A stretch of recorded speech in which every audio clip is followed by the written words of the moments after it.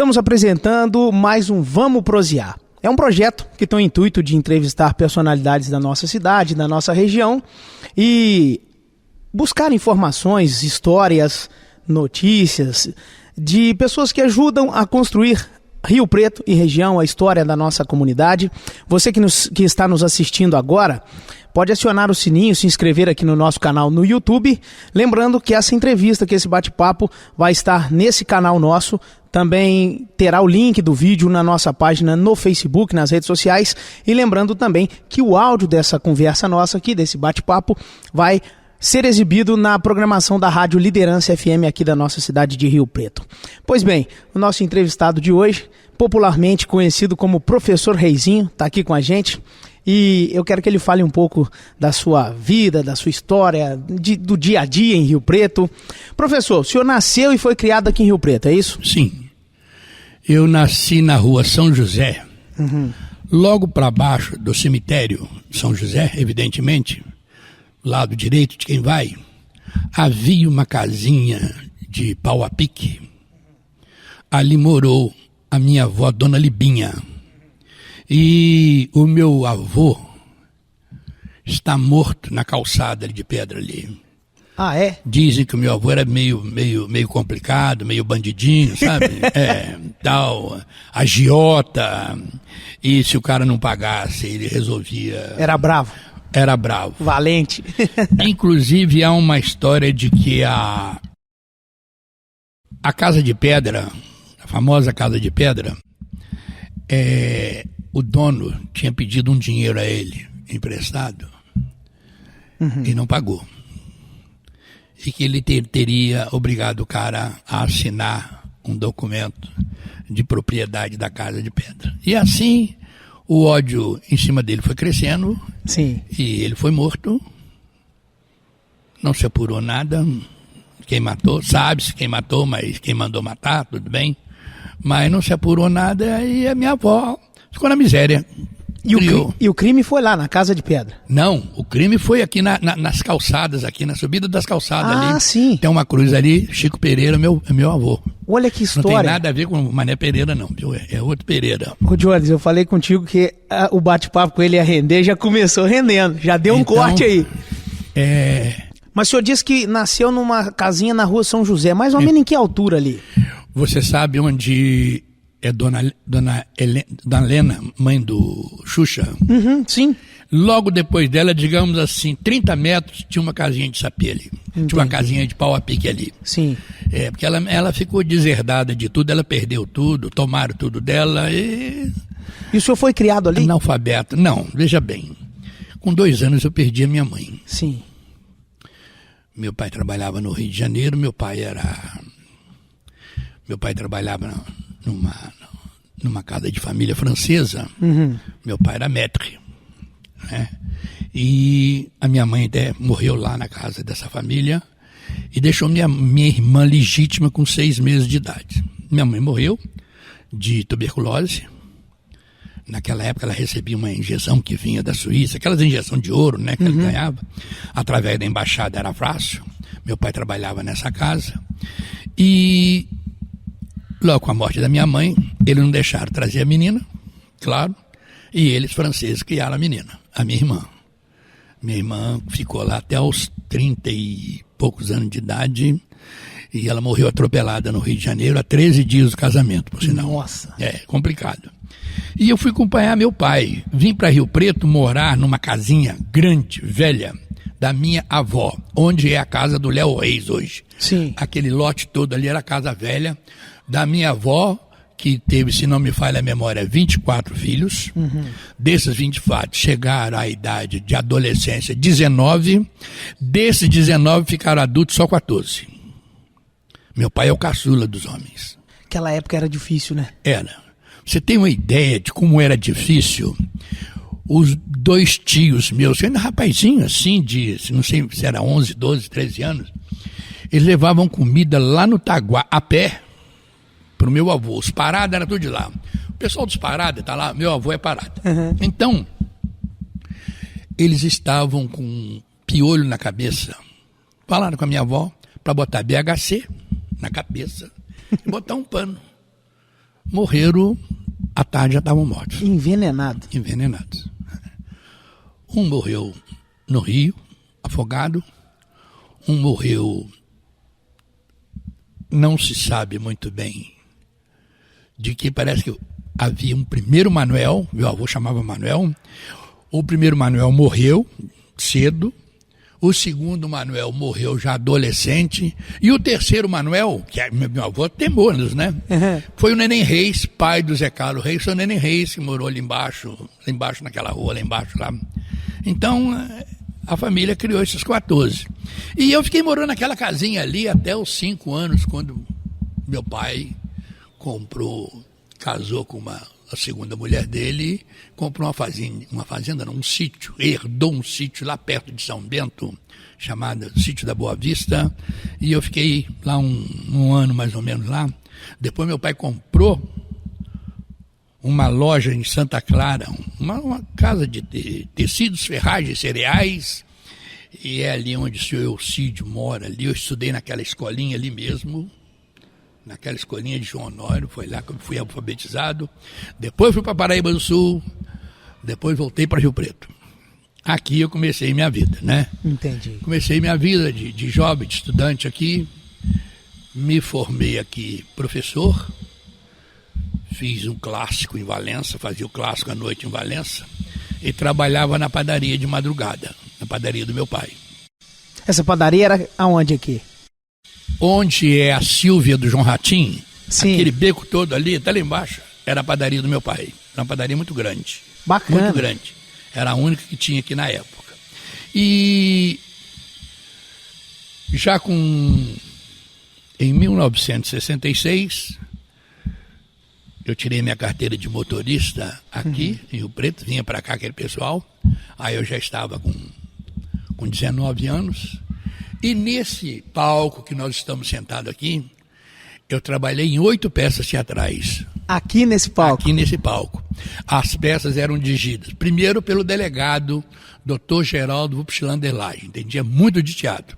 Depois com o padre Martinho, que foi padre aqui. Sim. Aqui funcionava teatro, aqui funcionava coral. Aqui Rio Preto tinha uma vida cultural muito pesada, muito forte, viu? Para você ter uma ideia de quem era Rio Preto na década de 60, ela é a cidade mineira com maior índice cultural por habitante. Que história bacana é essa. O colégio daqui era famosíssimo. O que vinha de gente de Bom Jardim, Andrelândia, Santa Rita, essa beirada toda estudar aqui em Rio Preto. Tinha 2 pensionatos aqui, de moças, só de moças. 2? 2. E o senhor lembra a localização? Sei. O primeiro, na casa do seu Paulo Duque, aqui na Rua Larga. Sabe onde é? Depois da casa do Arthur Baiano, não tem aquele sobrado? Sim. Aquele sobrado era o pensionato da irmã Helena, irmã Ventura. O outro pensionato era aquela casa grande, verde, ao lado da Santa Casa. Antes de você chegar na Santa Casa, entre o Paulo de Carvalho e a Santa Casa, não tem aquela casa grande casarão ali, verde que ali. pertence à família do Rubião? Ali ficavam as moças do pensionato. Detalhe agora, fofoca. Nós, aí é uma turma grande. Os rapazes?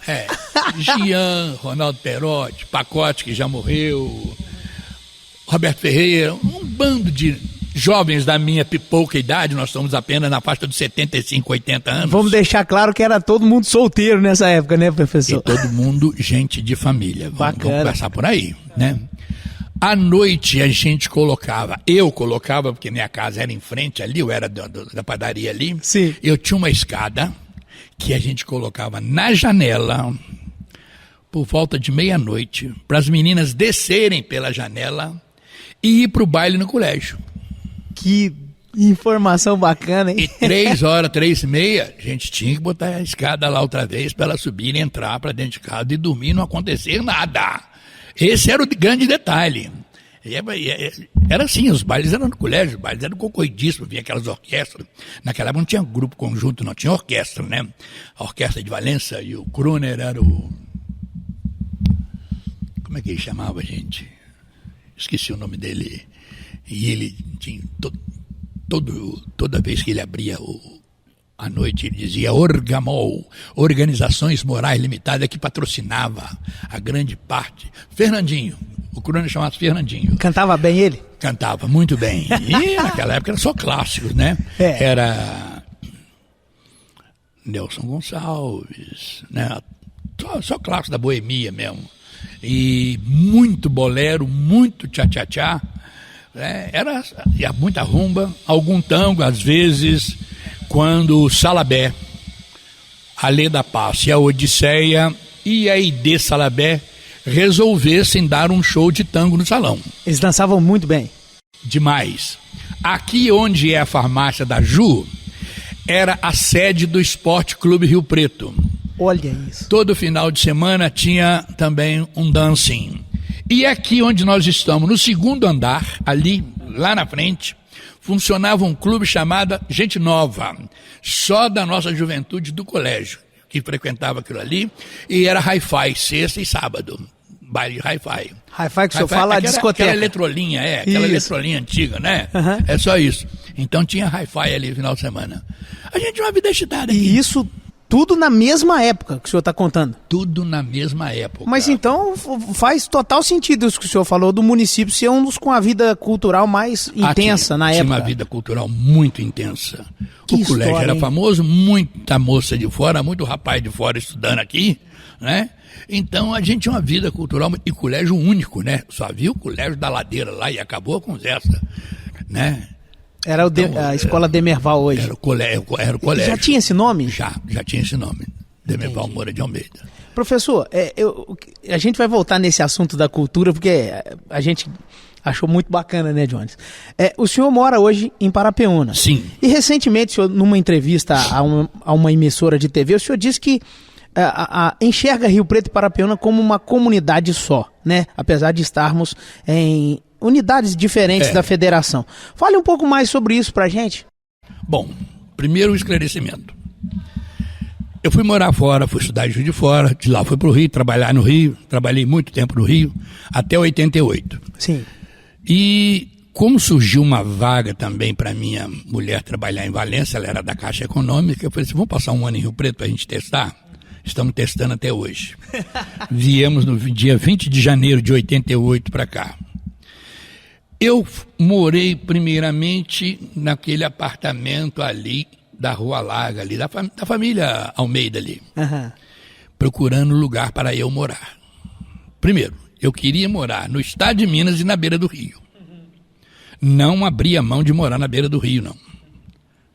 Mas não queria, o que eu achava era pequeno. Eu queria pelo menos 2.000 metros. Entendi. Você tem um barco, pescar, ter uma criação e tal. Resultado, não consegui do lado de cá. Porque onde mora o Léo, aquilo ali era da família, e eu queria comprar.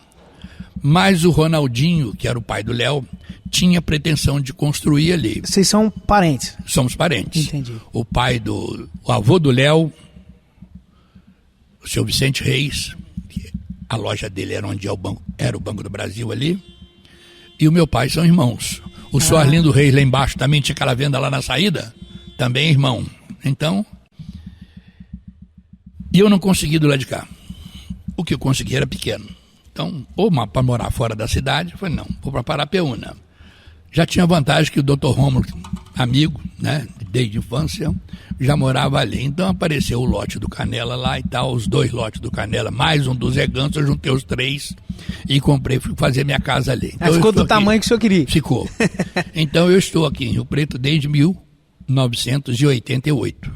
O teste deu certo. Hein? O teste. Não sei, eu estou tentando. Estou tentando ainda, né? Estou tentando.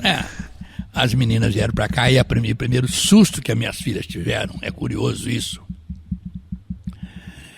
é que lá elas estudavam no Rio de Janeiro, estudavam em colégio fechado, ficavam o dia inteiro na creche, de tardinha, eu e minha mulher apanhavam os filhos e iam para casa.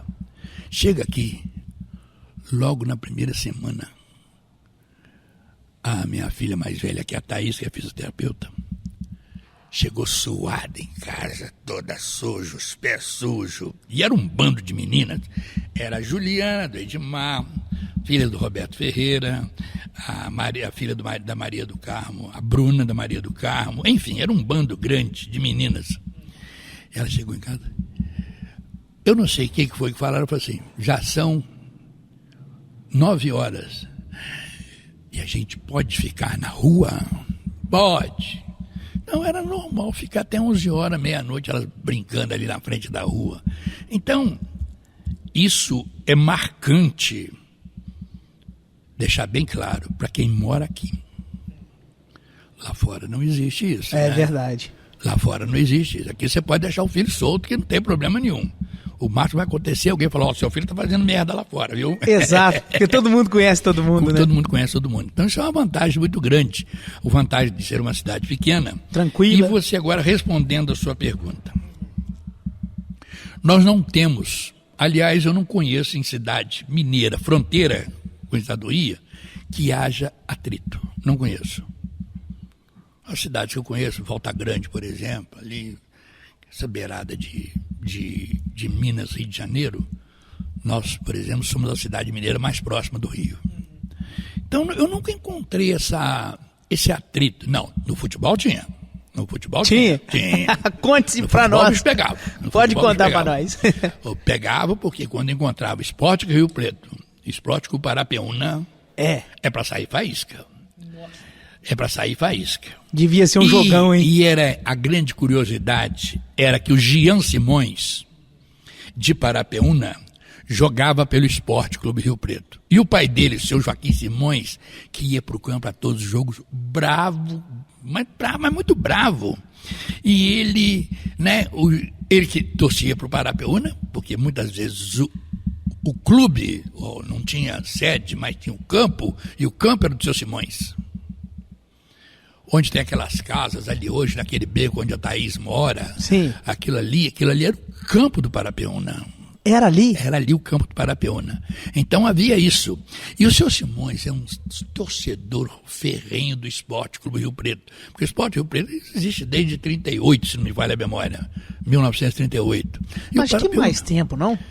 Em 38 eu sei que ele foi campeão. Não, ele é mais tempo, sabe por quê? É mais tempo. O centenário já foi ou ainda vai ser? Agora eu não me recordo. Já foi, né? Do clube? Do Esporte Clube Rio Preto, acho que já foi. Não sei, não lembro. Eu também não tenho certeza. Eu sei que em 38 ele foi campeão de Valença, aquele negócio Entendi. todo, né, inesquecível. E o seu Simões, quando vinha os times de Valença, por exemplo, que aí saía brigaiada mesmo, sangue muito quente, e algum jogador pegava o Jean, e o Jean se machucava, o seu Simões na beirada do campo virava para o Macaco. O Macaco era o lateral direito do Rio Preto.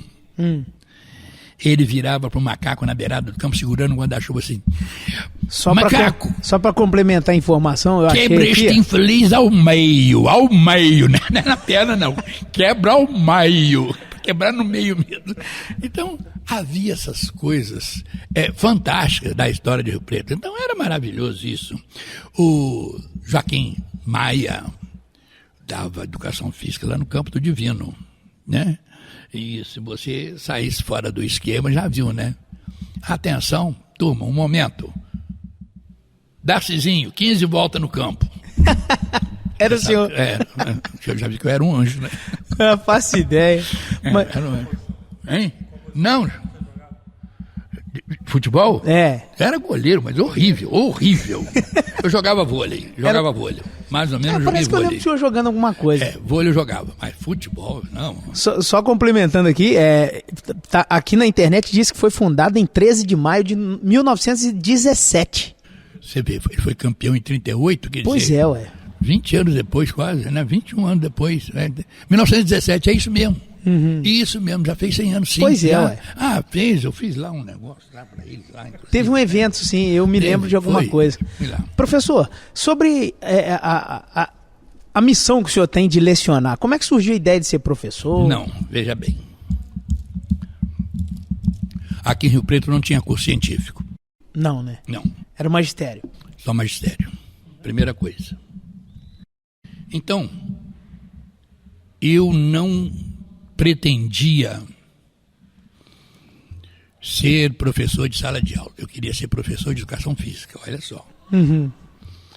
Eu estava terminando o magistério aqui, quando a dona Dulce Faria, recém-falecida,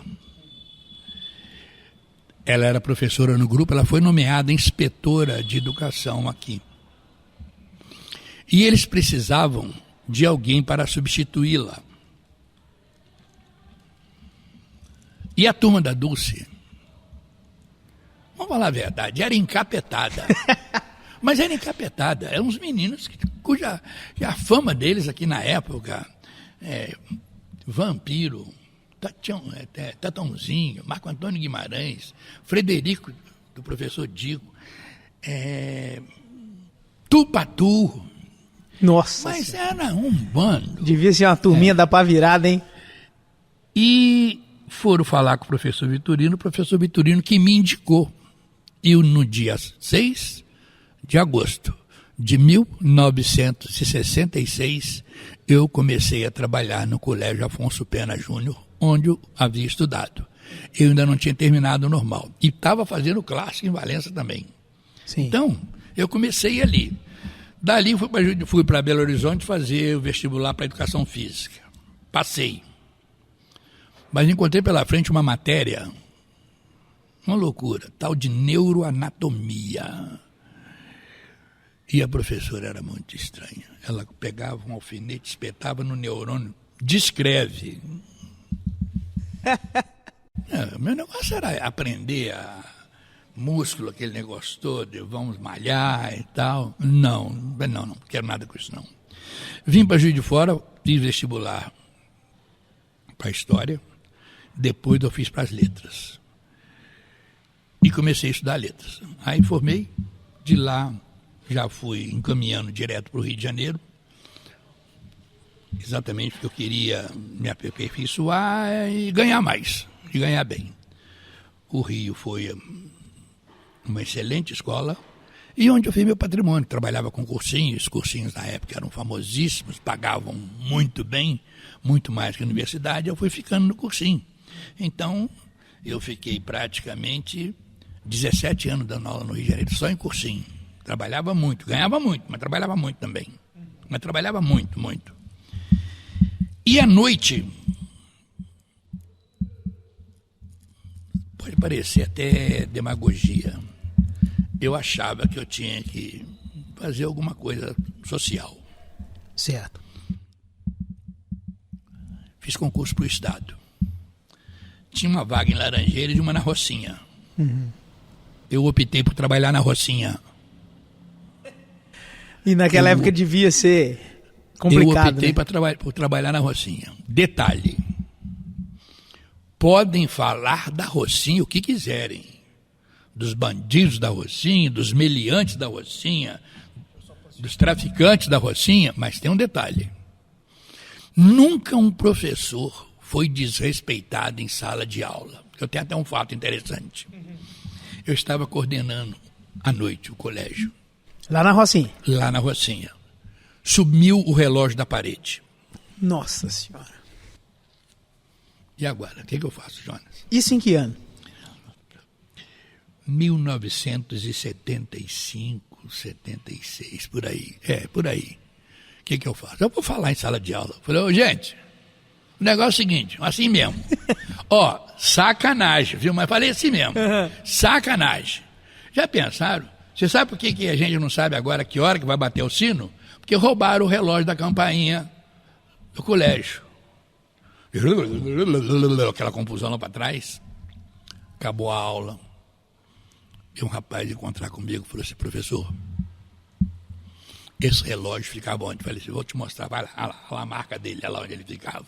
O senhor pode ficar tranquilo que amanhã vai ter outro relógio ali, viu? Eu vou saber quem foi.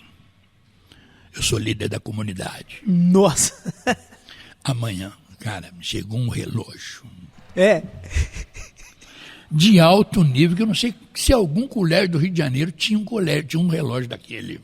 faço ideia. Nossa senhora, o relógio era uma coisa de louca, importada e tal, de parede, né? Ele tinha um nome, Vandercraft, a marca do relógio, alemão era Vandercraft, um negócio assim. Não, e eu nunca tive problema com ele lá. Agora, a aluna assistia a aula com revólver debaixo da carteira. Nossa. É.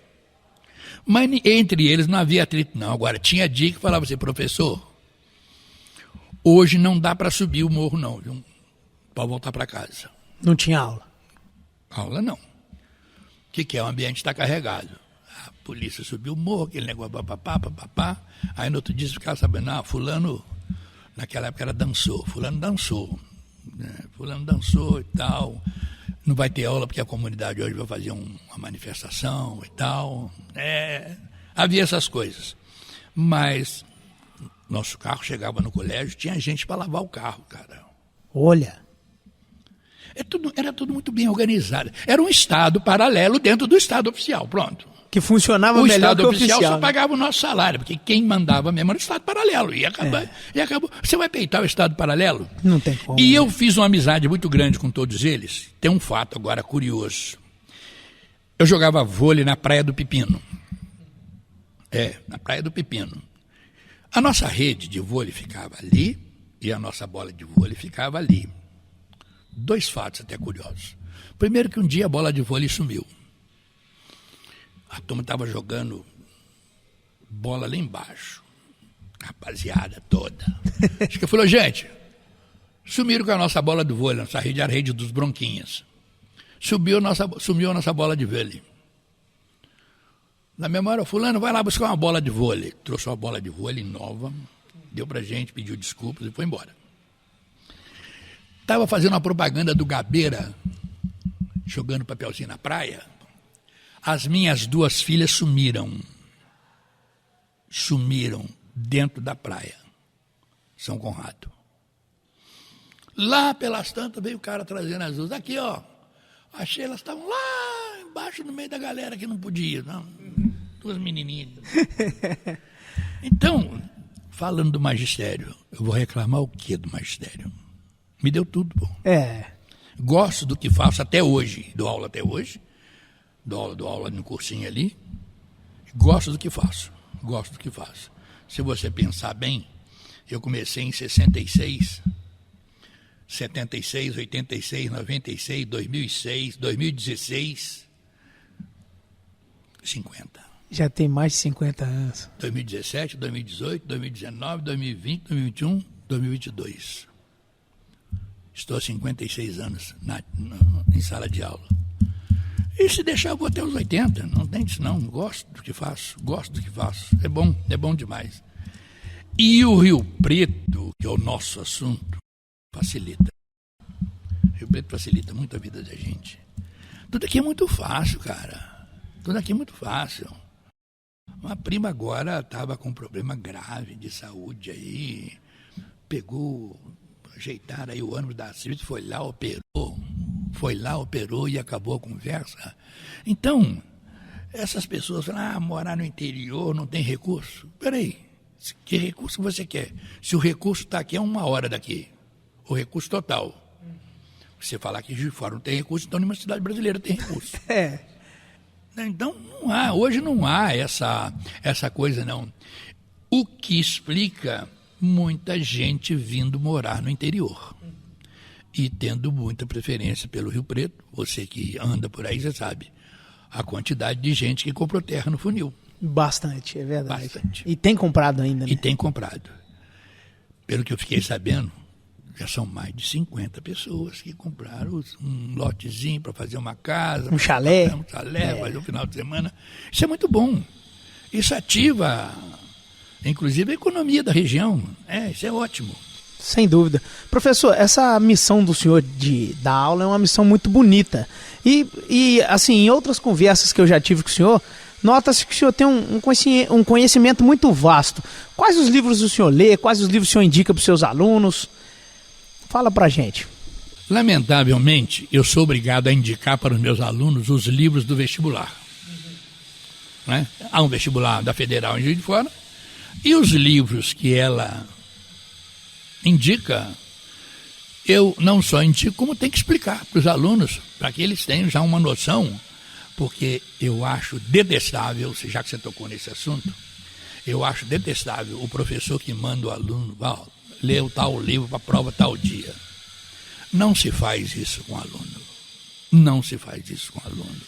Mandar o livro tal para tal dia. Não. Primeiro você dá uma aula sobre o livro, pô. O aluno tem que saber o que ele vai encontrar no livro. Ele tem que ter uma noção. Você pode contar até o final da história. Não é contar a história que o cara vai saber do livro. É a literatura, o texto, é o como é narrada a história. Você pode narrar com 3 palavras, igual o César, lá, imperador romano. Vim, vi, venci. Pronto, já é uma história. Ou você pode desenvolver isso aí com vários capítulos, etc, etc. E essa aula pode instigar o aluno, né? Exatamente. Então, por exemplo, um dos romances mais violentos brasileiros ainda é Dom Casmurro, do adultério. Esse assunto que não morre. Shakespeare começou lá com Otelo, né, o seu ciúme, apaixonado por Desdémona. Ele mata Desdémona por ciúme sem ela ter feito nada. O Dom Casmurro expulsa a mulher de casa sem ela ter feito nada. Lamento não ter feito, ela deveria ter feito. Eu acho que ela deveria ter traído ele. Ninguém sabe se traiu ou se não traiu. Para mim, lamentavelmente, ela não traiu. Lamentavelmente ela não traiu, mas ele acha que traiu e tal, tudo bem, não vou entrar nesse mérito. Então o aluno tem que ter primeiro acesso àquela informação para depois ele ler o livro. Ele já sabia o que ele vai encontrar, e eu falo com ele, eu vou cobrar não é a história não, eu vou cobrar é o método que ele usou para te contar a história, como ele está contando essa história. E já que você tocou nesse assunto melindroso, eu vou agora aqui melindrar algumas pessoas. A pior coisa que um professor de português e literatura pode fazer é dar aula de gramática. É difícil, né? Não ensina nada a ninguém. É mesmo? Não ensina você a ser cidadão, não ensina você a votar, não ensina você... Dá um texto bom para ele, dá uma peça teatral para ele ler, dá uma música para ele entender o que a música está dizendo, que uma coisa é cantar a música, a outra coisa é saber o que ela está dizendo. Dá um texto para ele, pelo amor de Deus. Agora pergunta para ele por que aquela palavra, né, por que a regência do verbo, por que a oração é subordinada, substantiva, subjetiva, derivada, reduzida, não sei de onde. Meu Deus do céu, para que isso? Eu falo, você algum dia já ouviu alguém entrar num bar e discutir sujeito, predicado, objeto direto? Eu nunca vi. Pois é. Então eu acho de uma pobreza o professor que só preza isso. Isso é necessário? Não. Porque o aluno que sabe ler, que gosta de ler, a gramática não é instrumento de apoio, ela não é enxada, ela não é nem a semente e nem a planta, ela é apenas a enxada da capina. Agora, se você sabe plantar, sabe colher, a enxada torna-se secundária. A verdade é que a gramática faz sentido, sim. É pobre. A gramática é pobre, porque ela não muda. E os professores têm mania daquelas frases clássicas, né? Achando que isso é um porre para o aluno, como foi um porre para mim. Então eu acho que se você se preocupasse em ensinar um aluno a ler e a escrever bem, coisa que ninguém sabe fazer, a igreja de Rio Preto custou acertar os seus leitores. Porque quem subia lá ali é mal, muito mal. Não sabe articular uma palavra, não sabe mexer com a boca para falar, meu Deus do céu. Que isso? É igual você dá seu show, se você não soltar a sua voz e não articular a palavra, a pessoa vai entender o quê? Então, vamos ensinar as pessoas a ler. Elas mesmas vão ter prazer em começar a escrever.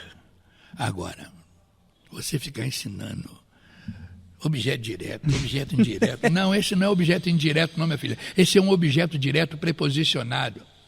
Como é que é? Então não é indireto, não, é direto preposicionado. Mas você está falando que o direto não tem preposição, mas esse tem. Meu Deus, essa gramática serve para quê? Para nada. Para nada. Não é isso, né? Você tem que dizer para o aluno que comi o pão e comi do pão é a mesma coisa.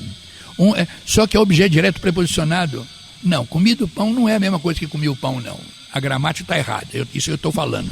Porque comer o pão é comer o pão todo. Agora, comer do pão é comer um pedaço do pão. Uma parte. Então, fica aí.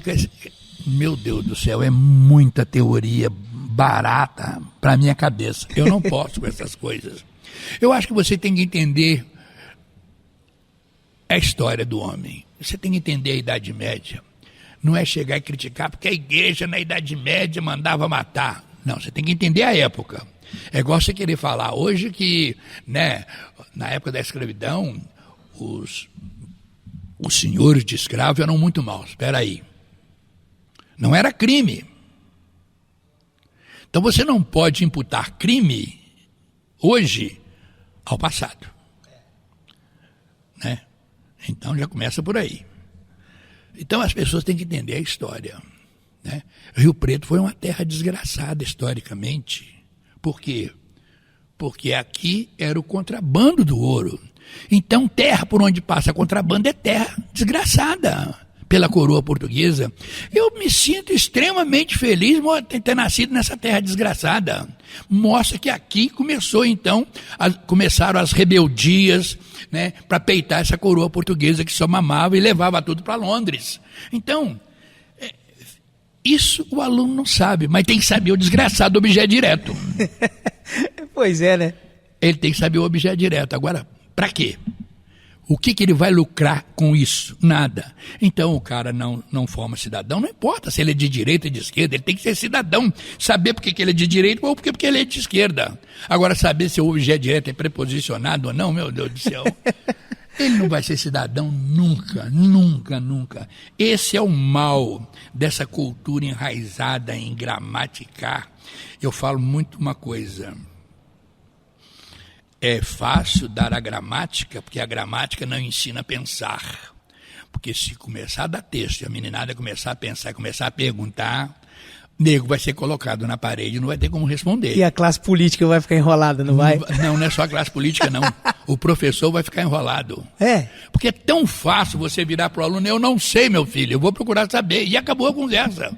Hoje é melhor ainda, fala assim, abre aí o seu celular aí e vê se a gente encontra a resposta que está me perguntando, porque eu não sei. Uhum. Eu falo na cara de pau, não sei, eu não sou obrigado a saber, ué. Pois é. Não sou obrigado a saber tudo, não, ué. Que é isso? Então eu falo com essa espontaneidade para que as pessoas entendam que eu não sei tudo. Não sei nada, nem quero saber tudo, não. Agora, é importante que se tenha liberdade para se aprender alguma coisa, isso sim. Verdade. Professor, que eu saiba, o senhor toca violão e percussão. Tem mais algum instrumento que o senhor domina? Não, eu não domino nenhum deles. Domina, coisa. Não. Eu, um pouquinho de percussão eu toco. Só.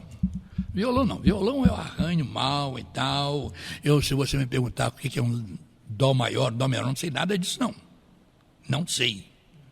Embora tenha estudado um pouco com o Ricardo ali, já tenha estudado com Beto Rezende, e já tive professor de violão, eu queria aprender muito violão, mas cheguei a não aprender, não houve, acho até que não houve tempo para isso. Se eu tivesse tido mais tempo, talvez eu me dedicasse mais, mas eu não tive tempo para isso, não. Então eu arranho violão. Agora, eu mesmo gosto de compor as minhas músicas. Por exemplo, aqui em Rio Preto, se não me falha a memória, é só samba enredo com o Walter. Como é que chama? Calixto. É o Walter Calixto. Se não me falha a memória, a gente tem uns 22 ou 23 samba enredos juntos. É mesmo? É. Agora, ele faz a música. Ah, isso que eu ia perguntar agora. Eu fico só na letra. Agora, tem algumas coisas que sou eu mesmo quem faz. Sou eu quem faz para mim mesmo, né? A música essa canção do Rio Preto, que não deveria ser, porque o primeiro lugar é outra música. Essa tirou o segundo lugar na época. Em 1971 ela tirou o segundo lugar aqui nesse palco, que não era nem para eu cantar, um banquinho que estava aqui. Era um rapaz chamado Zé Augusto, que trabalhava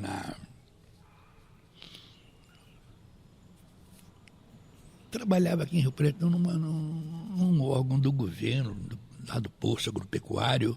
Ele ia cantar essa minha música. Ensaiamos a tarde inteira, papapá. Ele não veio. Eu acho que ele amarrou um fogo. Ele bebeu no dia? Bebeu. Aí eu tive que subir. Aí o que eu fiz? Saí dali, isso, faltando 10 minutos, ele não ia, recebi a notícia que ele não viria. Eu saí daqui e fui. Onde é a loja do Claudinho hoje, era a alfaiataria do seu Vandim. Ao lado era o bar do Mário Quinzotti. Eu fui lá, tomei um copo de cunhaque. Pra dar coragem? Foi? Não sei se era para dar coragem, não. Eu não ia cantar aqui. Eu cantava assim, quando eu estava lá de fora, fazendo percussão com os amigos, tinha um microfone para mim, eu cantava. Mas cantar sozinho, solo? Não, nunca tinha feito isso. Eu vim bebendo num copo, que eu falei assim, depois eu te devolvo o copo. Não precisa devolver, não. E vim bebendo aquilo por aqui, pelo meio que entrei ali por trás, com um copo, nunca esqueci. Tinha uma beiradinha no som ali, botei o copo ali, vazio já. Eu subi mamado, viu? Um banquetinho que tem aqui, foi quando eu cantei, pela primeira vez. E salão cheio? Nossa Senhora, botando gente pelo ladrão. Nossa Senhora. Era na época de centenário, né? E era festival, né? Uhum. Então, aqui, outra coisa que Rio Preto tinha muito era festival de música, viu? Pois é, eu já ouvi falar isso. Tinha muito festival de música. O senhor participou de muitos, com composição sua? Não participei de nenhum. É mesmo? Não, eu era ou apresentador ou era jurado. Entendi. não quis entrar, não. Mas, então, eu entrei e cantei. Aí tirou o segundo lugar e tal. À noite, fomos sair pelas ruas, aí a Marinês comandando aí uma serenata monstruosa. Subia o cavaco, ia lá em cima, na Glorinha Paz, descia, voltava, ia lá no Antônio Cunha, e voltava, subia para a Rua do Divino e fui do Estado do Então. O negócio começou logo depois que acabou aqui, assim, lá para as 11h30, meia-noite. 6 horas da manhã estava indo para casa. Nossa. Uma serenata monstro. E como um grupo grande de pessoas, de amigos, conhecia minha música já, do Rio Preto. Aí foi fácil cantar aquilo pela rua, né? Foi fácil. Aí ela pegou, foi só isso que fez ela pegar. Foi isso que fez ela pegar. Então esse é o detalhe, tinha muita gente que conhecia ela. Já conhecia, que eu já tinha feito a música há muito tempo. Aí a Diva Guimarães, que na época estava uma das organizadoras, falou assim, põe a música no festival pra gente aí, só pra fazer um número lá pelo menos e tal. Falei, tá bem. Esse do centenário. É. Então a música foi composta antes. Foi. Ela não foi composta para esse festival. Não. Inclusive, se você pensar... Conta pra mim essa história direito. Eu achei que tinha sido feita pro concurso. Não. Essa música foi feita... Olha, o festival foi em 71. Sim. Essa música foi feita em 1970 para o Festival de Ouro Preto. Ah, entendi. A música era A Minha Cidade Tem Velhas Histórias, Tem Velhas Ladeiras. Ouro Preto. E lá eu ganhei menção honrosa. Bacana, ué. Mas quando eu trouxe para Rio Preto, eu comecei a cantar A Minha Cidade Tem Velhas Histórias, Tem Velhas Palmeiras. Ah, entendi. E acrescentei uns pedacinhos, Cinema à Noite, que tinha Cinema à Noite, Amor na Madrugada, e papapá. E um grupo grande de amigos, a gente fazia outra coisa. É muita informação, né? É muita informação. A gente fazia muita serenata no Rio Preto. Faço ideia. Mas muita serenata. Tinha um lado também macabro das serenatas. Tinha um lado macabro. A turma sentava aqui no jardim ou no paredão. Você tinha que ir sozinho, entrar no cemitério Senhor dos Passos, acender uma vela, entrar, ir num túmulo que dá para ver dali do paredão, e tocar um violão e gravar num gravadorzinho que tinha de pilha, compridinha assim, alta, assim, de rolo, gravar e trazer. Tinha que fazer isso. Pra mostrar que é macho. Que... Naquela época devia ser um breu aquele cemitério. Não. Fala a palavra. E o cagaço que dava, cara? Comigo foi uma merda, porque eu vou te contar o que aconteceu. O senhor foi lá gravar? Fui. Fui. Claro, tem que ir, ué. O cara tem que mostrar que é macho. Esses amigos do senhor também, hein? Não, mas todo mundo foi, né? É. Todo mundo foi. Não vou falar quem fez nas calças, que eu não vou falar. Mas depois eu vou te contar uma também. Beleza. Grave, boa. Ai. Eu fui. E não sei quem tinha mexido no cemitério, botou uma samambaia em cima do túmulo onde eu sentei. Cara, eu tô lá com o violão cantando uma música. Eu não lembro qual música que foi. Quando, de repente, a samambaia passou com o meu pescoço. Foi uma loucura, cara. Que medo, hein? Eu meti a mão assim, achando que era alguém assim, né? Nossa. Peguei aquele monte de samambaia assim. Aquilo me deu raiva, alívio, deu de tudo na hora. Vamos para um fato. Tinha um grupinho aqui em Rio Preto que não topava a gente, não. Não sei se era por inveja, nem nada. Meu grupo era meio mal encarado mesmo. Marquinhos, doutor Vinícius, eu, um rapaz que estudava aqui, estava no quilômetro 47, vinha sempre, que era o Coalhada, e vinha o Braz Faria, que é tio do Gilmar, e o Manel Faria. Conheci ele. Carnaval. Onde é o Rogério ali, não tinha aquilo ali não. Aquilo ali era só um tablado, cercado de tábua, era um lote vazio. Eu lembro desse lote vazio Depois ainda. foi comprado pelo Zé Arthur e pelo Rogério. Isso. A gente acampava ali.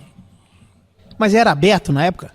A gente entrava e acampava lá dentro, botava a barraca lá dentro, abria aquele portão e acampava lá dentro. Por isso que eu já lembro dele cercado Porque de placa sábado de de manhã saiu o bloco do pijama. E o pessoal era doido para pegar a turma do bloco do pijama. Pegar mesmo, para prender mesmo, Só que o bloco do pijama era apoiado pelo Levi Flute. Sim. Inclusive as filhas dele saíam. Era apoiada por Dr. Newton Salles, Dr. Derson Salles, Gerson Salles. Então, mexer com os meninos que estão no bloco, que eles não estão fazendo nada, era complicado. Então, mas também tinha um grupinho que não gostava da gente aí. Eis que falecido Marquinhos, doutor Vinícius, nós estávamos em Juiz de Fora e morávamos na mesma república. Aí o Barra Mansa também. Mas nesse dia de noite o Barra Mansa não estava não. Mas todo mundo junto, no mesmo jipe. O Marquinhos falou assim, estava na época de tomar umas bolinhas, lança-fetamina pro carnaval, para ficar doidão. Não tinha, não era nada maconha nem nada, era anfetamina mesmo. O Marquinhos virou para mim, aquele jeitão dele, falou assim, ele me chamava de Timburé. O Timburé, vamos aprontar algumas novidades para o carnaval? Que tal a gente levar umas anfetaminas para a meninada tomar? Olha isso. Eu estou pensando que o desgraçado Marquinhos tá lá, é meu amigo, mas irmão. Ele vai comprar anfetamina, não vamos comprar anfetamina mesmo? Não. Me compra comprimido de limonada purgativa. Purgante? Nós saímos daqui, fomos para a serraria do seu Zé Pequeno, lá embaixo, onde era a serraria. Lembro da ruína lá. Uns 20 caras por aí, umas meninas, ligou o farol de carro ligado, tudo aceso assim, e toma beber e jogar comprimidinho pra dentro e engolir. Põe na boca depressa e engole. Pá, com bebida. Imagina. Moço. O resultado. Noite do Havaí, sexta-feira. Depois de tomar aquilo. Noite das Havaianas, lá no clube. Homem de sarongue, mulher de sarongue, as meninas bonitas, tudo bem. O banheiro começou a acumular de homem. Pelo amor de Deus, abre essa porra dessa porta. Eu não estou aguentando, não. Não. No recreativo, isso? Nem pronto o clube estava ainda, não. Que isso? Nem pronto o clube estava, não. O nego fez nas calças, pô. Mas faz, ué. Não teve jeito. Que isso, rapaz? Então tinha essas coisas. Mas ele fez pra sacanear a turma. Não. Foi de sacanagem mesmo. Não, achei que ele tinha comprado enganado, o negócio. Não, ele era filho de um médico, rapaz. Ele sabia, então. E ele falou comigo, falou, não, tem uns comprimidinhos novos aqui. E eu não sabia o que era o comprimidinho. Depois que ele chegou lá embaixo, todo mundo já tinha tomado, ele virou pra mim e falou assim, Timburé, tu não toma isso não, viu? Você não tomou, não? Nós temos que ficar lúcidos. Aquela gozação dele, nós temos que estar lúcidos. Eu, você, Braz, o Mané e E o Coalhada tem que estar lúcido para ver a meninada doidona. Nego tomava assim, parava na frente do farol do carro dele. Já tô doidão. Já tô doidão. É barriga rodando. Olha, cara, quer dizer, a gente tá contando isso aqui agora, quase que mais de 30 anos depois, né? Mas vou te contar. Ninguém nunca ficou sabendo direitinho dessa história, não. O senhor está contando agora, todo mundo vai saber. Então, o Rio Preto era assim. Não havia aquela maldade não havia maldade. Né? Briga, havia. Gente de fora que vem para cá não queira crescer no meio da rapaziada, não, que se dava mal. Aqui tinha uma turma de adultos que a gente admirava, que era o Potinho, não sei se você conheceu o Potinho, dono do Banda Brasa, vai falar. Eu não tenho lembrança dele. Ronaldo Perotti, Zé Amaral, que morava lá embaixo. Uns caras grandes, jogavam vôlei muito bem. Veio um time jogar aqui. Trouxeram um time, que 3 seios, tinha até um jogador da seleção brasileira, que é Borboleta e tal. E estava festa. Você vê, onde eu fora, ali era um arraial monstruosamente grande. Pra você ter uma ideia, havia 2 quadrilhas, todas com 20 pares, numa festa junina. É grande, hein? Então, aí um dos grandão lá virou e falou assim: se um cara soltar uma bombinha dessa perto de mim, eu quebro ele. O Amaral na mesma hora. Soltou o Zé Bendito. Uhum. Pegou uma, botou no bolso dele. Que isso, gente. O pessoal não rejeitava a confusão, não. Não. Moço, a confusão começou ali para as 11h30, meia-noite. Estava acabando a quadrilha. 4 da manhã não tinha acabado a confusão. Brigaram a noite inteira. Pedir ajuda não sei aonde, para vir mais gente, para ajudar, para botar os caras nos carros, para eles sumirem daqui. Senão eles iam ser morridos de apanhar. Faço ideia. Ia ser moído de apanhar. Policiamento não tinha nessa época. Você tinha um destacamento de 5, 6 soldados. O que adianta 5, 6 soldados, 30 homens brigando? Não adianta nada, né? O único que entrou naquela confusão, o boné dele voou. Ele vazou fora. Mas deixa pra lá. Mas havia essas coisas. O Rio Preto era assim. Tinha um time de vôlei muito forte, tinha um time de futebol muito forte. E tinha quem patrocinava, que era o seu Olavo Monteiro, né? Patrocinava, o avô do Valerim. Sim. Ele tinha uma transportadora, né? Tinha uma transportadora grande. O senhor contou, sem querer cortar o senhor, mas o senhor contou uma história sobre o Bloco do Pijama, que passou na televisão, a entrevista e tudo, mas a TV, ela resume muito. O senhor pode contar melhor? Parece que teve um negócio de uma turma ser presa, saiu de manhã já direto pro bloco. Como é que foi isso? A verdadeira turma que foi presa mesmo,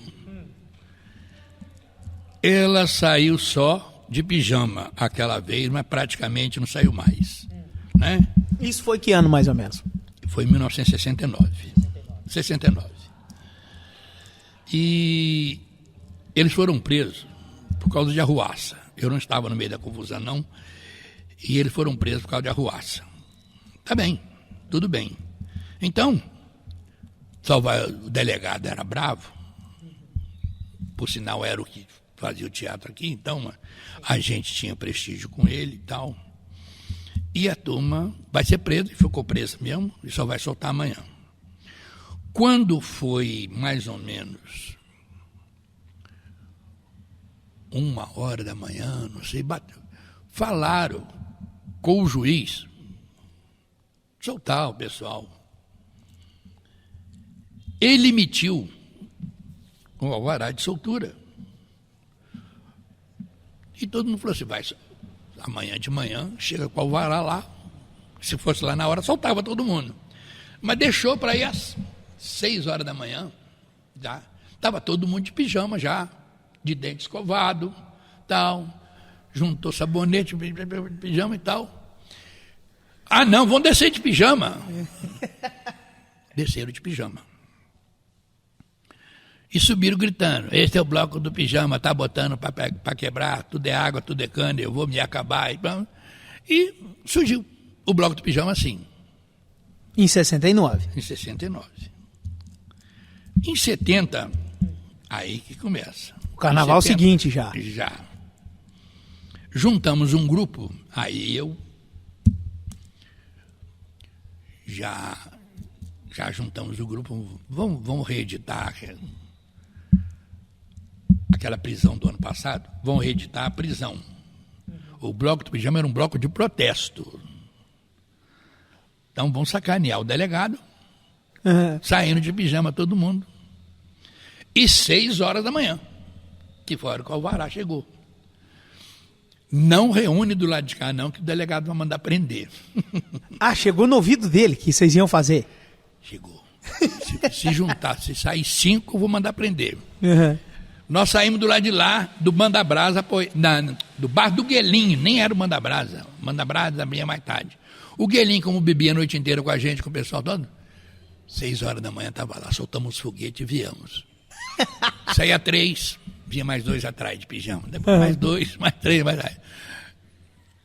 No final, quando ele está subindo, o delegado está parado na porta do hotel do Levi ali. Nossa! Esperando vocês. Ao invés da gente fazer um ato de agressão, não. Todo mundo parou aí. Aplaudiu o delegado. Aplaudiu. Pronto, acabou com ele.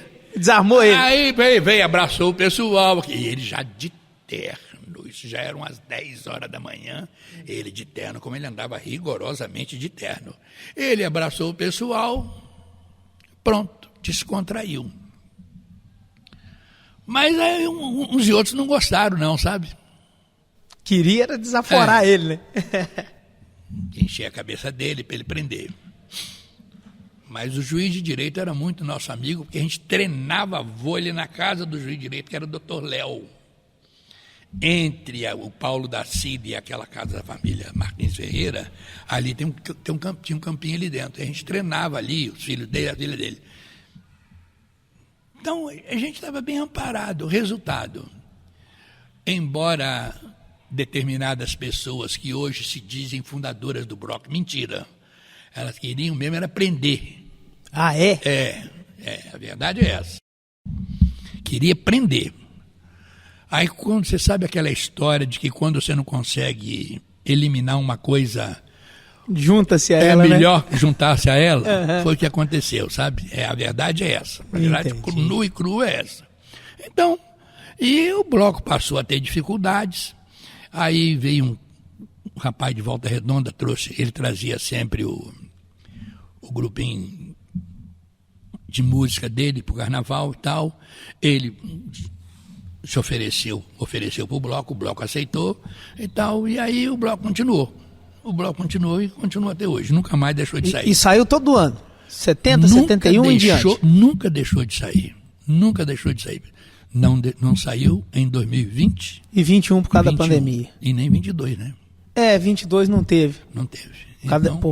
Não, 20 teve. A pandemia foi logo depois do 20. Foi. Ficou 2 anos sem sair. 2 anos sem sair. Então, aí não tem jeito. Mas... E é um dos blocos mais antigos do Brasil, né? Considerando os blocos mais antigos do Brasil. Mais de 50 mais anos, 50 né? anos. Então, eu nem sei, 79, 89, 99, 2009, 2019, tem 53, 54 anos por aí, né?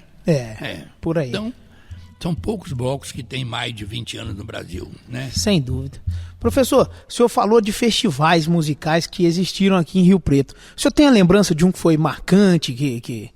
Teve um muito bonito no Clube Recreativo, em que o professor Euclides fez uma performance muito bonita, cantando uma música... Ele era um showman, né? Ele era um showman, e ele se vestia assim meia lá em Mato Grosso, sabe? Isso.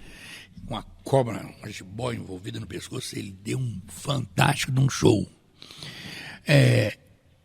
O Sebastião Braga, também, não sei se ele chegou a ganhar festival ou não. O Zé Lemos. Ah, sim. Excelente cantor. Excelente cantor, excelente músico.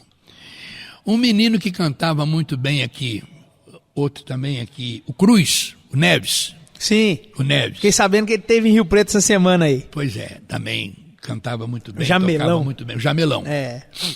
E tem um menino aqui, que por sinal ele foi uma surpresa no festival.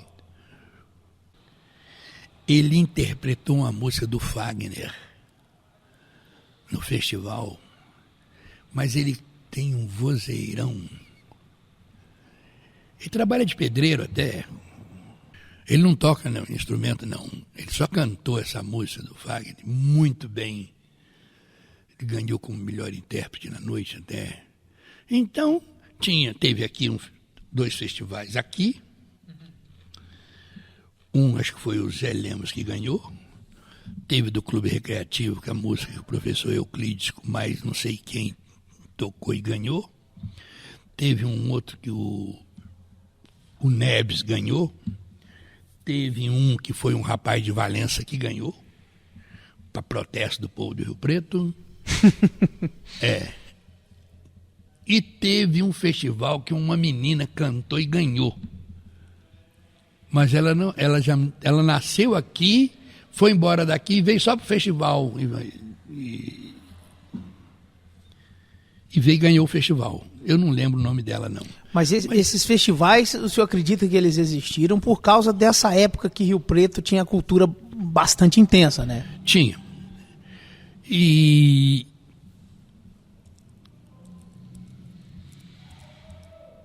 havia também o apoio do comércio. Ah, entendi. Então, o Levi foi um cara muito importante nesse campo. Pois é, a gente tentou... Ninguém patrocinou mais coisa cultural aqui para a história do Rio Preto que Levi Flute. Uhum. Ninguém foi melhor do que ele, não.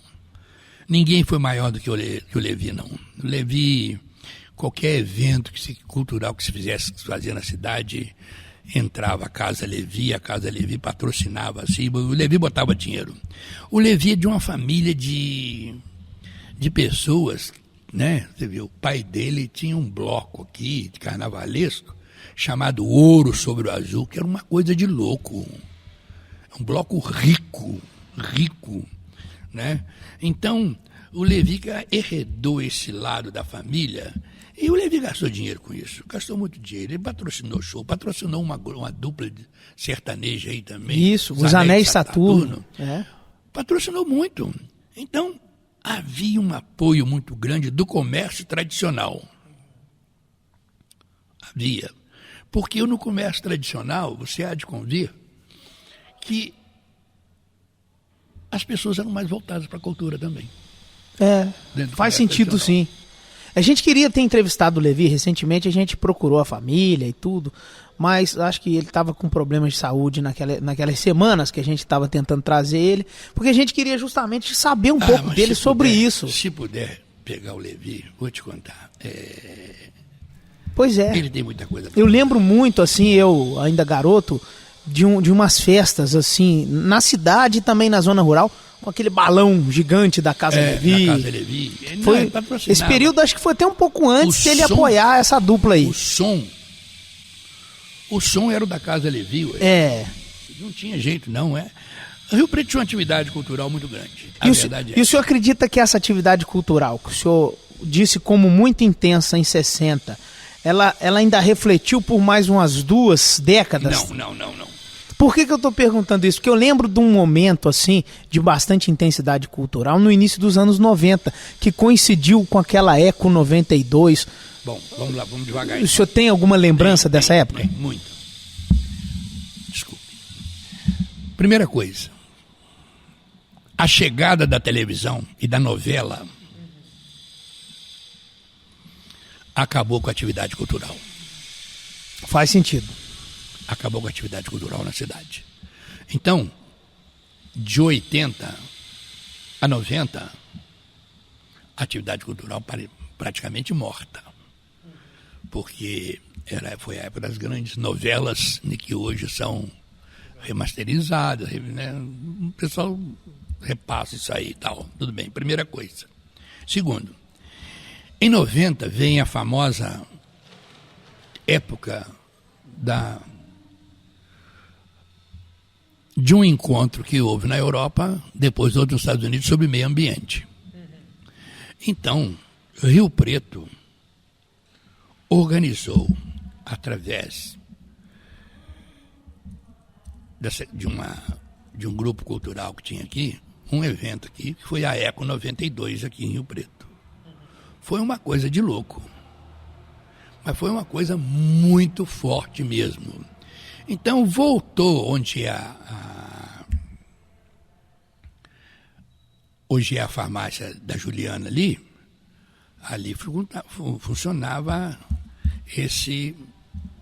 Não é a Secretaria de Cultura, tinha outro nome, eu esqueci o nome. Eu lembro na época da Eco 92 de uma exposição de arte, uns quadros muito bonitos Senhora. Ali. Isso eu lembro.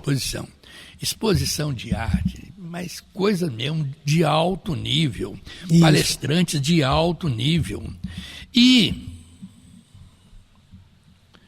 o que saiu do documento aqui foi muito sério. Primeira coisa, nós íamos receber uma verba monstruosa. Lembrei. Chamava-se Associação Cultural. Na época, a presidente, se não me falha a memória, era a doutora Ângela Bastos. A doutora Ângela. Eu acho que eu me lembro disso também. Aí, o evento foi tão poderoso que nós íamos receber de um fundo francês um dinheiro muito grande. Mas a Associação Cultural não tinha o mínimo de 2 ou 3 anos de existência, então ela não podia receber esse dinheiro. Tentou-se receber através da... Ainda não era... Naquela época era... Valença, como é que chamava? Tinha um nome antes. Fundação do André Arco Verde. Agora é Unifa, né? Agora é Unifa. Pois é, mas antes era Fundação André Arco Verde. Tentou-se receber através da FAA, mas na época não foi encontrada nela uma idoneidade suficiente para receber a verba. Resultado, não ficamos sem a verba. E era gorda. Essa verba, inclusive, era para a gente fazer um trabalho no Rio Preto, no Rio mesmo, ali. Fazer, inclusive, uma obra de mais alcance, né? Era uma obra para manter as margens totalmente limpas. Por sinal, uma vez eu comandei uma turma que limpamos o Rio Preto, realmente. Limpamos mesmo. Tiramos aqui coisa tudo lá da ponte, ali, aquela sujeira toda, limpamos. E foi interessante que eu tenho as fotos até hoje. No outro dia, parece de propósito, jogaram um sofá e uma televisão velha na beira do rio. Parece até piada contando isso. Parece até piada contando isso. Mas a Eco 92, né, foi muito forte em Rio Preto, com presença de grandes palestrantes. Foi um evento muito bonito. E a Associação Cultural teve a grandeza e a competência de organizar um evento com esse tamanho, com essa densidade. Então, havia muita coisa. Hoje, a gente tem uma certa dificuldade por 3 motivos. Primeiro motivo, a televisão ainda. Segundo motivo, o celular. A internet... A internet... Complica mais ainda. Complica mais. Terceiro,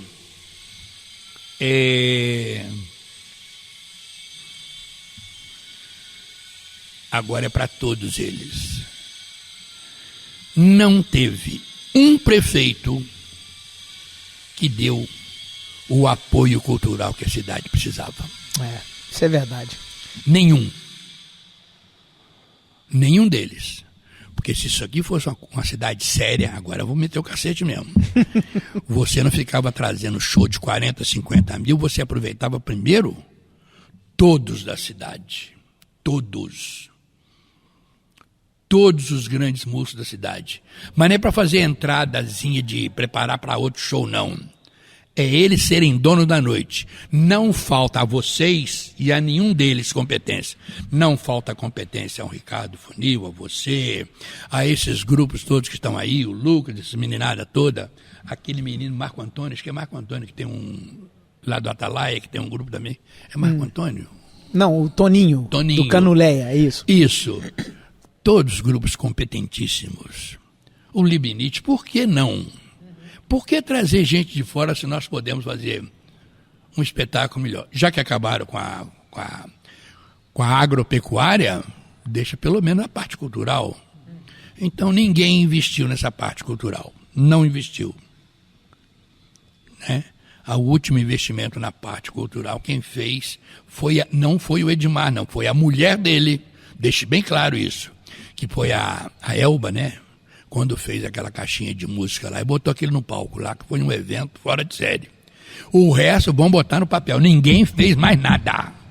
Ninguém fez mais nada. Então, se você tem uma cidade onde você não tem uma secretaria de cultura eficiente, você quer o quê? Então, você não pode pagar todo final de semana 500 pratos para um grupo tocar ali no jardim? Espera aí. Será que não tem esse dinheiro, não? Não tem R$2.000 para isso, não? Eu estou falando sério, cara. O raciocínio do senhor tem uma lógica muito grande, sim. Não tem, é complicado. Porque se há esse fomento, a tendência da cultura é ir se fortalecendo. Meu Deus do céu! O comércio ganha, os barraqueiros vão ganhar, o dono dos bocões vão ganhar. Há uma agitação cultural. E tira o povo um pouco disso aqui, né? Bom. Esse grupo aqui só toca bossa nova, esse aqui toca jazz, esse aqui toca forró, esse aqui toca o sertanejo. Cada domingo, cada final de semana, cada sábado, gente, 500 pratas você traz. O Paulinho Lima ali de Valença, né? Meu Deus do céu. Você traz o Barbicha, como é que ele chama? O vozeirão? Baiano. Gente, pelo amor de Deus, então, uma prefeitura que não pode gastar R$2.000 com cultura, você vai esperar o que dela? É complicado. Peraí, fala no microfone aqui. Não, fala mesmo, me ajuda aí. E o professor aqui, ele foi o segundo a abordar esse tema, né? Porque o padre, né, José Maria, na primeira entrevista, ele falou disso, né? Da valorização dos profissionais, né, daqui da cidade, né? Da cultura, dos musicais, né? Que precisaríamos valorizar mais esses meninos, né? O Fábio, o Marcinho, o Toninho, todos eles. Não, você que inclusive toca publicamente, mas por que não? Toca não. Só na missa. Só na missa? Gosto de compor. Viu? Então, assim, eu acho que é um apelo muito grande da sociedade para isso, né? Para essa parte cultural. A igreja tem dificuldade de fazer um coral, cara. Então a prefeitura não podia pagar um maestro para comandar o coral aí. Meu Deus do céu. A gente fica restrito ali na banda, ali, as aulas de violão ali e tal, de música. É muito pouca coisa. Mesmo assim, por iniciativa deles. Não do órgão público. O órgão público culturalmente não existe aqui em Rio Preto. O senhor fez parte de um evento há algum tempo atrás, um pouco antes da pandemia, um evento que homenageou alguns talentos aqui da nossa cidade. O senhor estava envolvido ali na organização, o senhor fez a apresentação. O senhor sabe se esse evento tende a continuar? O que o senhor pode falar? O senhor se lembra do que eu estou falando aqui? Foi aqui no salão mesmo. Lembro. Foi com o apoio do Paulo Crivano, inclusive. O que eu posso falar desse evento? Lamentavelmente, é o que nós acabamos de falar. Falta dinheiro. Porque não adianta eu botar 100 prato, o Paulo Crivano botar 100, o Duque lá de João Honório vir botar 100, a Virgínia da farmácia botar 100 e tal, papapá. Não. Isso aí tem que ser o órgão público que tem que fazer isso. Existe a Secretaria de Cultura? Então não tem que ficar pedindo a Virgínia, pedindo o Reizinho, pedindo o Paulo Crivano para ajudar, não. Esse evento de talentos, Festival dos Talentos, ele tem que ocorrer todo ano. Agora, não é só música, não é dança também. Por exemplo, não tem um grupo de dança mais. Teve um da filha do Zeca aí, que foi o grupo Bombom dela. Eu lembro. Pois é, acabou. Tem mais de 20 anos já, né? Pois é, a caixinha de música. Onde está a caixinha de música? São pequenos eventos que no somatório faz com que a cidade comece a receber mais turistas, consequentemente começa a rodar mais dinheiro e todos ficaremos felizes para sempre. Mas sem um apoio público é difícil, é muito complicado. Eu lamento profundamente. Às vezes eu quero formar um grupo de teatro, vim para cá ensaiar, mas é complicado. Você vai lutar, vai ficar pedindo dinheiro para os outros, assim, é complicado. É complicado. É complicado mesmo. Não, é muito complicado. Professor, a gente falou de muita coisa e tenho certeza que a gente teria como falar de muito mais outros assuntos aqui hoje.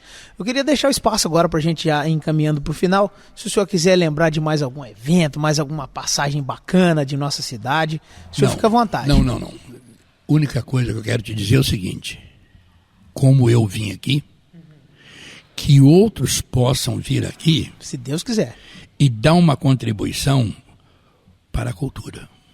É importante. A cidade precisa disso. Precisa, sim. A cidade precisa urgente de uma Secretaria de Cultura, precisa que a Associação Cultural volte a funcionar, que tenhamos um coral. Tem um festival de banda. É uma vez por ano. Pois é, mas já se tornou um evento da cidade. Então, tudo depende de você fazer a primeira vez e no ano seguinte repensar e falar, vamos fazer de novo porque deu certo, foi bom. O que falta nessa cidade é isso. Agora, lamento profundamente que eu tenha que vir aqui, o padre tenha que vir aqui, você tem que dar um depoimento e sabendo que os órgãos públicos, que são os grandes responsáveis pela parte cultural da cidade, não fazem nada. Estou falando sério, não fazem nada. É isso que é lamentável. O resto, acho que está funcionando. Eu que agradeço o senhor Valeu. por ter vindo aqui, contado dessas histórias tão legais pra gente, professor. E Valeu. fica o convite para em breve o senhor voltar e contar mais, que eu tenho certeza que o senhor tem muito mais coisa boa para falar. Esqueci de falar isso. Com certeza. Esse foi o nosso Vamos Prosear. Siga a gente nas redes sociais, se inscreva no nosso canal e acompanhe o áudio dessa entrevista na Rádio Liderança.